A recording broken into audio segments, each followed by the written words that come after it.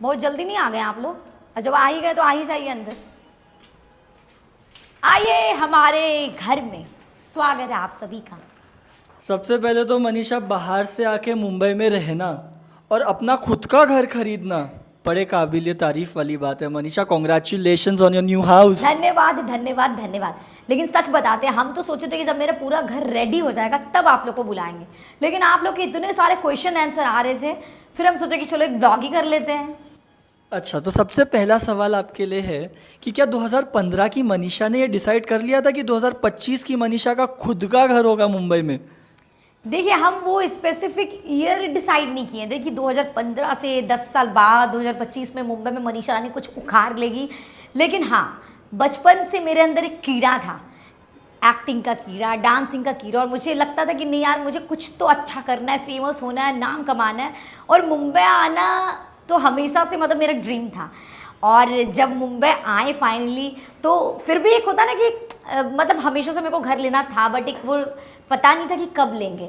लेकिन वो तो एक श्योर था कि यार जब लाइफ में बहुत पैसा कमा लेंगे, या फिर एक होता ना कि हाँ सबसे पहले मुझे घर ही लेना है, तो इसीलिए मैंने फाइनली अपना घर खरीद लिया। बहुत बढ़िया मनीषा। घर वालों का क्या रिएक्शन था जब आपने उनको बताया कि मुंबई में अपना घर खरीद लिया फाइनली? घर वाले तो सब बहुत बहुत खुश हैं। मेरे पापा तो पूरे मोहल्ले में ढिंडोरा पीट पीट के सबको बता दिए, मेरा बेटी बम्बई में घर ले लिए। मतलब सब बहुत खुश है, क्योंकि सबके लिए वैसा है कि मेरे पापा, हम लोग जॉइंट फैमिली में रहते हैं, और एक ही फैमिली में दादी दादा का घर है बना हुआ, जिसमें 4 भाई रहते हैं। लेकिन मैंने मुंबई में खुद का अपना घर खरीदा अपने पैसों से, तो दे आर तो वेरी प्राउड ऑफ मी। अपने पुराने घर की कोई यूनिक खास याद जो आपको शेयर करना चाहोगी? हाँ, पुराने घर की, अच्छा, एक्चुअली मैं इस वाले फ्लैट में, लाइक आपको भी पता ही है अभी मैं रेंट में रहती हूँ नीचे, लेकिन इसके पहले मैंने मुंबई में बहुत सारा घर चेंज किया है। तो जब मैं बिग बॉस के पहले एक घर में रहती थी, ओशीवारा में मेरा फ्लैट था, 1 BHK, हाँ 1 BHK था। तो उसमें क्या था ना, बारिश में ना पानी, मतलब ऊपर से पानी टिपकता था। एक होता ना कि, क्योंकि मैं सबसे ऊपर, उस बिल्डिंग में 5 फ्लोर थे और मैं सबसे ऊपर 5th फ्लोर पे रहती थी। तो जब भी बारिश आता था तो मेरा बेडरूम ऐसा है, उधर से पानी गिर रहा है, तो सम टाइम तो मुझे अभी भी याद है, मैं ऐसे सोती थी और मेरे हाथ में ऐसे कटोरा रहता था, तो पानी इधर वो गिर रहा है और मैं ऐसे पकड़ती रहती थी कि मेरे ऊपर, मतलब एक होता ना फेस पे छींटा ना आए पानी का। तो वो बड़ा ऐसा था। फिर परेशान भी हो जाते थे, क्योंकि कभी इधर से पानी गिर रहा है, इधर से गिर रहा है, तो उसको पोछा लगाते जाओ, उसको साफ़ करते जाओ। तो वो एक मेमोरी है, जो हम लोग बारिश में पूरा परेशान रहते थे, क्योंकि इधर से पानी उधर से पानी, हर जगह से हम लोग पानी पानी हो गए थे। बहुत बढ़िया यार, काफ़ी यूनिक मेमोरी थी यार मनीषा ये। अच्छा, अब जो आप ये घर एकदम शुरुआत से बना रही हो, घर बनाने में सबसे ज़्यादा स्ट्रेस किस चीज़ का होता है? घर बनाने में हर चीज़ में स्ट्रेस है, क्योंकि जब आप घर खरीद लेते हैं, मुझे लगता है उसका प्रोसेस फिर भी थोड़ा सिंपल है, लेकिन जब आप घर बनाते हो, आपको इंटीरियर डिज़ाइनर फाइनल करना, उसके बाद फाइनल करने के बाद भी, क्योंकि आपको पता है कि आप अपने अकॉर्डिंग घर बनाना चाहते हो, तो आप उससे हर चीज़ों पे डिस्कस करो, टाइल्स पे, लाइट्स पे, बाथरूम में कौन सा जाएगा, बेडरूम कौन सा जाएगा, सोफ़ा कौन सा कलर होगा। तो मुझे लगता है कि आपको बहुत ज़्यादा, क्योंकि मेरा जो लाइफ अभी 2-3 महीने से चल रहा है, वो ऐसा ही चल रहा है कि मेरे लाइफ का हर 2-3 घंटे मुझे मेरी इंटीरियर डिज़ाइनर के साथ लगना पड़ता है। रोज़ वो फ़ोन पे पता है कि मनीषा मैंने ये भेज दिया। इवन मैं कहीं भी रहूँ, मैं कहीं भी शूट कर रही हूँ, मेरे दिमाग में एक वो टेंशन रहता है कि यार मेरा घर बन रहा है, मेरा घर कैसा बन रहा होगा। और कभी कभी मैं बहुत ज़्यादा भूल जाती हूँ, 2 दिन माइंड से निकल गया, फिर सडनली मुझे लगता है यार मेरा घर पता नहीं रुक गया होगा। क्योंकि क्या होता है ना कि आप किसी को भी कितना भी पैसा दे दो, जब तक वहाँ का मालिक उसके पीछे लग के काम नहीं करवाता, तो कोई भी काम अच्छे से नहीं होता। तो मुझे वही रहता है कि मैं कहीं भी जाऊँ तो मेरे माइंड में एक स्ट्रेस रहता है कि मेरा घर बन रहा है, तो मुझे उसको बनाना है और फोकस के साथ बनाना है। मुझे तो मेरा घर बनाना है आलिशान बंगला, बिकॉज इस घर की मैं बनने वाली हूँ क्वीन तो मैं हुई, बट ये क्वीन का एम्पायर बन रहा है। सो आई एम तो वेरी एक्साइटेड, वेरी हैप्पी, कि मतलब मैं चाह रही हूँ कि जो इतना मेहनत, इतना टाइम मैं दे रही हूँ इस घर में, उसका रिजल्ट बहुत अच्छा आए। और होपफुली मुझे लगता है कि रिजल्ट आएगा। आइए मैं अपना दूसरा भी आपको रूम दिखाती हूँ, जो मेरा गेस्ट रूम होने जा रहा है। मेरा गेस्ट रूम होने वाला है, जो कि रोहित का रूम होने जा रहा है। इसमें रोहित रहेगा, और ऑफ कोर्स रोहित सिर्फ अकेले नहीं रहेगा। जब भी कोई गेस्ट आएंगे तो मैं रोहित को लात मार के उसको हॉल में शिफ्ट कर दूंगी, और मेरे गेस्ट इस रूम में रहेंगे। घर बनाने का सबसे टफ पार्ट क्या है? घर बनाना ही पूरा टफ होता है, लेकिन सच बताऊं मैं इस प्रोसेस को बहुत ज़्यादा इंजॉय कर रही हूँ, क्योंकि मुझे अब समझ में आएगी सीमेंट का क्या भाव चल रहा है, टाइल्स कितने में मिल रहा है, कहाँ क्या है। फुल ऑन एक्सपीरियंस हो चुका है मुझे। और सच पता है, बिहार से मुंबई आने का सफ़र तो बहुत था ही, लेकिन मुंबई में फाइनली मेरा घर हो गया। घर बनाने वक्त मुझे ये फील हुआ कि मेरा घर मेरा सेफ जोन होना चाहिए, जहाँ हम दुनिया के शोर शराबे से दूर अपने घर में मस्त अपना ज़िंदगी जी सकें। लेकिन वो सुकून तभी मिलेगा जब घर का हर एक चीज़ सही बेस पे खड़ा हो। और पापा हमेशा कहते थे कि घर की नींव अगर मजबूत हो तो छत तक सब टिक जाता है। और पापा ने हमारे बिहार वाले घर को बनाने के लिए अंबुजा सीमेंट मंगवाया। आप लोग पक्का वो ऐड देखे होंगे, ये दीवार टूटती क्यों नहीं है भाई, जिसमें एक पहलवान पूरी ताकत से उस दीवार को तोड़ रहा है, लेकिन वो दीवार हिलती भी नहीं है।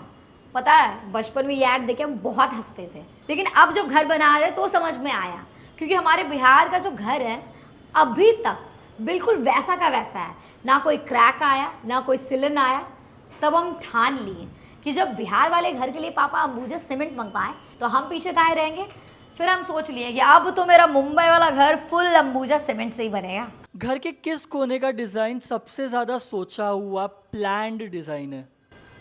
देखो यार, सच में मैंने घर का एक भी कोना नहीं छोड़ा है, क्योंकि मेरा घर 3 BHK है। मैंने तो बोला कि मुझे कोई भी रूम में एक कलर नहीं चाहिए, क्योंकि हम लोग हैं भाई कंटेंट क्रिएटर, तो हमें चाहिए कि मुझे अलग अलग बैकग्राउंड चाहिए। तो मैंने अपने तीनों रूम का कलर भी अलग रखा है, इवन लिविंग रूम का भी अलग रखा है, तो सब कुछ, ताकि अगर मेरा वीडियो बने। इवन मेरे घर में 3 बाथरूम है, मैंने तीनों बाथरूम को, एक को मैं रेड और मरून कलर में करवा रही हूँ, एक को ब्लैक और ग्रे, एक पूरा वाइट, ताकि मुझे बहुत ज़्यादा वेरिएशन मिले मेरे घर में। कि अगर कोई भी इंसान बोले यार ये बैकग्राउंड, वो पागल हो जाएगी, यार मनीषा क्या बैकग्राउंड बनवा रही है।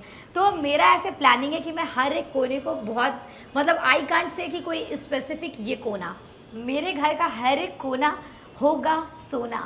है मतलब हम तो बहुत एक्साइटेड है इसका फाइनल आउटपुट जब आएगा। घर से इतना सारा कंटेंट आने वाला है, can't wait to see that.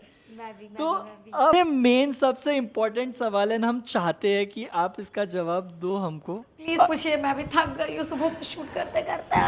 कितना खर्च कर रही हो मनीषा घर पे? हाँ, That's going to be secret. I can't say that. बता दो। But approx interior is under 1 crore. जिसमें मैं झूठ भी नहीं बोलूँगी, क्योंकि हम लोग का प्लान है कि कुछ कुछ चीज़ें हम लोग को कोलैब में भी मिल रहा है। बट द थिंग इज़ कि बहुत कम कोलैब कर रहे हैं हम लोग। आई थिंक 1-2 चीज़ में हो सकता है कोलैब, बाकी अदरवाइज हम लोग पूरा पैसे से ही कर रहे हैं, क्योंकि हमारा जो गोल है बनाने का, that is very good house.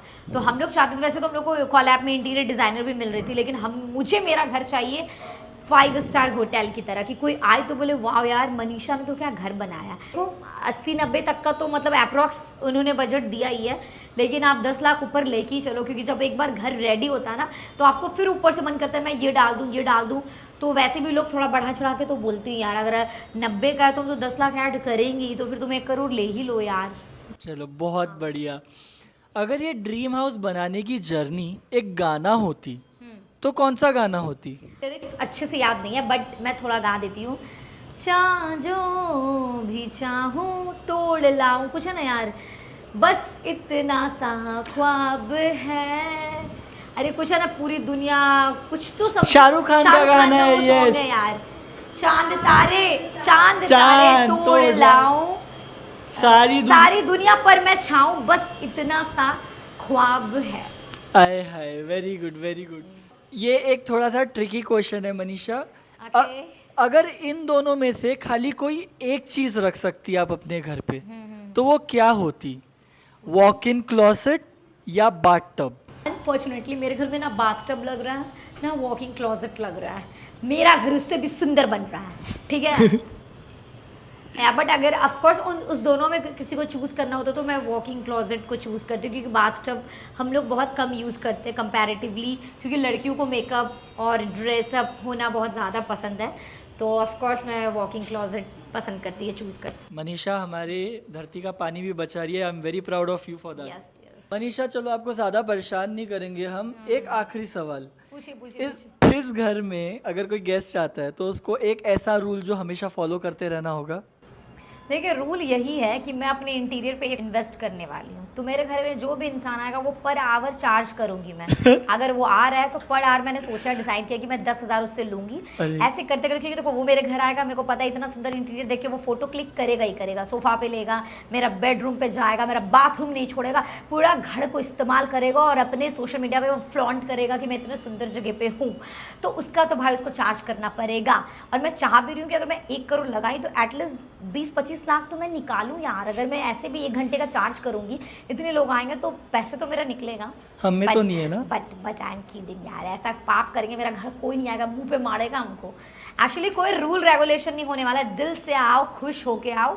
बस मेरे घर से जब निकलो तो चुगली मत करो कहीं जाके कि यार उसका घर मैंने देखा, तारीफ करो। और वन मोर थिंग, हाँ इतना मैं बनाऊंगी मेरे घर को तो बस थोड़ा जो वो होता है ना कि स्लीपर बाहर खोल के आना, थोड़ा हाइजीन का, अगर खाना खा रहे हो तो मेरा वाइट सोफ़ा में मत गिरा देना जानबूझ के जलन के मारे। तो बस ये छोटी छोटी चीज़ें मत करना यार, प्यार देना।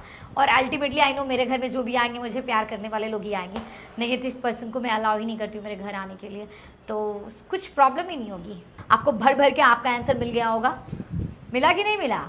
डन। हाँ अभी मैं जी। जाऊँ, सांस लूँ, दूसरा रील बनाना है। Okay guys, bye guys.